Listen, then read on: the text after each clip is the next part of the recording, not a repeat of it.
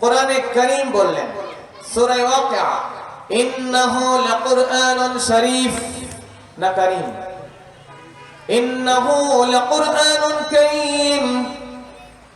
আল্লাহ বলেন এটা সম্মানিত কোরআন, ফি কিতাবিম মাকনুন, সংরক্ষিত কিতাবের মধ্যে এটা লেখা আছে, এটা সংরক্ষিত কিতাবের মধ্যে আছে। লা ইয়ামাসসুহু ইল্লাল মুতাহহারুন, কোন পবিত্র ব্যক্তি ছাড়া এই আল্লাহর কালামকে স্পর্শ করতে কেউ পারে না। ঠিক কিনা বলেন? কোথাও কোরআনে মাজিদ, কোথাও কারীম, কোথাও হাকিম। আবার সূরা হিজরের মধ্যে আল্লাহ বলেন ওয়ালাকাদ আতাইনাকা সাবআম মিনাল মাসানি ওয়াল কুরআনাল আযীম। এখানে আল্লাহ তাআলা কোরআনের পরে যে গুণটা উল্লেখ করলেন, কোথাও হাকিম, কোথাও মাজিদ, কোথাও কারীম বলার পরে আল্লাহ সূরা হিজরের মধ্যে বলেন আপনাকে আমি আল্লাহ মহান কোরআন দান করলাম। সুবহানাল্লাহ। এই কোরআন পেয়ে আমরা খুশি না বেজার বলেন? এই যে আমি একটা দোয়া পড়েছি আপনাদের, রজব মাস শুরু হলে আল্লাহ রাসূল দোয়া পড়তেন, আল্লাহুম্মা বারিক লানা ফি রজব ওয়া শাবান। আয় আল্লাহ আমাদেরকে রজব শাবানের মধ্যে বরকত দিয়ে দেন, ওয়া বাল্লিগনা রমাদান, আর আমাদের হায়াতটাকে মেহেরবানি করে রমজান পর্যন্ত পৌঁছায় দেন। তার কারণ রমজান কোরআন নাজিলের মাস। আল্লাহ গত রমজান পার হয়েছে, 10 মাস হয়ে গেল, এখনো মওত আসে নাই।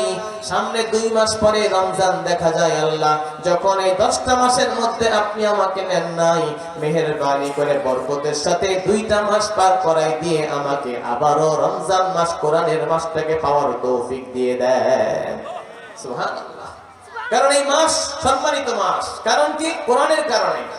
রমজান মাস কোরআনের কারণে আল্লাহ দামি বানাই দিয়েছেন।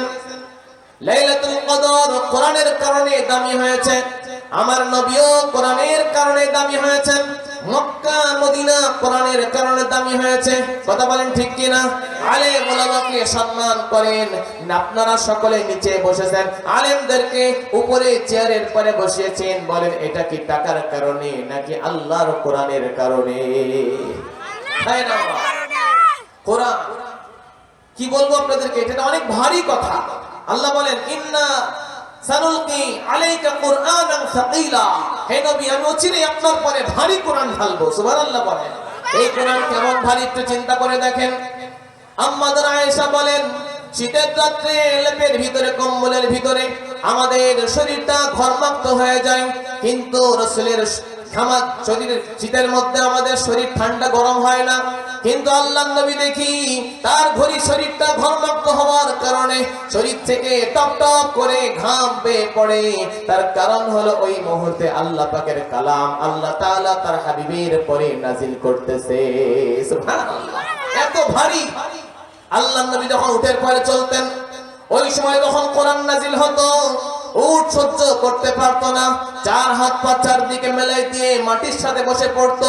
হযরতে যায়েদ বিন সাবিত কাতিবে ওহী রাদিয়াল্লাহু তাআলা আনহু তিনি বলেন যখন রাসূলের পরে কোরআন নাজিল হয়, রাসূল আমার রানের পানে মাথা দিয়ে ঘুমাই, আমি কিছুই ঠিক পাইতেছিলাম না। ওই মুহূর্তে যখন আল্লাহ কোরআন নাজিল করা শুরু করে দিলেন, তখন যেন মনে হচ্ছিল আমার রানটা চাপের কারণে ভেঙে চুরমার হয়ে যাওয়ার উপক্রম হচ্ছিল। সুবহানাল্লাহ। কত ভারী কালাম। সুতরাং এই কালাম, এই কালামের সাথে যার সম্পর্ক হবে, এই কোরআনের সাথে যার মহব্বত পয়দা হয়ে যাবে, অবশ্যই অবশ্যই এই কোরআন থেকে রাস্তা দেখাইতে দেখাইতে তাকে জান্নাত পর্যন্ত পৌঁছায় দিবে। সুবহানাল্লাহ।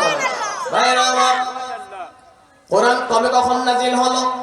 সংক্ষেপ সময়ের মধ্যে আমি কোরআনকে 10টা প্রশ্ন করব। কোরআনের কাছে যেই প্রশ্নই করবেন, আল্লাহর কোরআন বলেন সমস্ত প্রশ্নের সমাধান দিতে তৈরি আছে না নাই বলেন? আমি সব প্রশ্ন এখন করতে পারবো না। কোরআনকে 10টা প্রশ্ন করেই আমি উত্তর দিয়ে নেমে যাব। বলবো কি বলবো না বলেন? 1 নাম্বার, কোরআনকে প্রশ্ন করেন, ভাই কোরআন তুমি কবে নাজিল হয়েছো? তো কোরআন উত্তর দিচ্ছে শাহরু রমাদান আল্লাযী উনজিলা ফীহিল কুরআন। আমাকে আল্লাহ তাআলা মহিমান্বিত মাস, সমস্ত মাসের শ্রেষ্ঠ মাস, সাইয়্যিদুশ শুহুর রমজান মাসের মধ্যে আল্লাহ তাআলা আমি কোরআনকে নাজিল করে দিয়েছি।